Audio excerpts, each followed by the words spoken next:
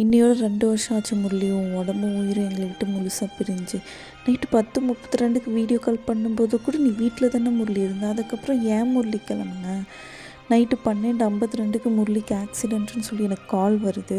உன் சார் எனக்கு கால் பண்ணிவிட்டு ரெடியாக இருமா, உனக்கு ஹாஸ்பிட்டல் கூட்டிகிட்டு போகிறேன். முரளிக்கு ஜஸ்ட் கால் அடிபட்டிருக்கு, அவன் ஹாஸ்பிட்டலில் இருக்கான், குழந்த போலீஸ் ஸ்டேஷனில் அழுதுகிட்டே இருக்கிறானா, அதனால தான் நான் கூட்டிகிட்டு போகிறேன்னு சொல்லி எனக்கு பொய் சொல்லி கூட்டிகிட்டு வந்தாங்க முரளி. ஹாஸ்பிட்டல் கிட்ட வந்ததுமே முரளி இல்லைன்னு எனக்கு சொன்னாங்க. முரளி இல்லையா, ஹாஸ்பிட்டலில் தானே இருக்காங்கன்னு சொல்லி கூட்டிகிட்டு வந்தீங்கன்னு சொல்லி வாயை மூடல. அப்போ தான் என் மைண்டுக்கு புரியுது, முரளி இல்லைன்னா நீ எங்களை விட்டு போயிட்டேன்னு சொல்கிறாருன்னு. அப்போ தான் எனக்கு புரிஞ்சிச்சு முரளி. இருந்தாலும் அப்படி எதுவும் ஆயிருக்காதுன்னு சொல்லிட்டு நான் ஹாஸ்பிட்டலில் போய் தேடுறேன். ஹாஸ்பிட்டலுக்கு வெளியே அவ்வளோ ரத்தம் இருந்துச்சு, அதுவும் ரத்தமாக இருக்காதுன்னு சொல்லி நான் பெட்டாக போய் தேடுறேன். எங்கள் வீட்டுக்காரங்கன்னுட்டு. அப்புறம் சார் நர்ஸ்கிட்ட வந்துட்டு முரளியோடைய பாடி எங்கே இருக்குதுன்னு கேட்டார் முரளி. அந்த செகண்ட் என் உயிர் போயிடுச்சு முரளி. என் புருஷன் நீங்கள் பாடின்னு சொல்கிறீங்களான்னு சொல்லிட்டு அந்த செகண்ட் என் உயிர் போயிடுச்சு முரளி. அப்புறம் ஆக்சிடெண்ட் ஆன இடத்துல போய் பார்த்தோம் முரளி. உன் உடம்புலேருந்து ரத்தம் முழுசும் இந்த ரோட்டில் இருந்துச்சு முரளி.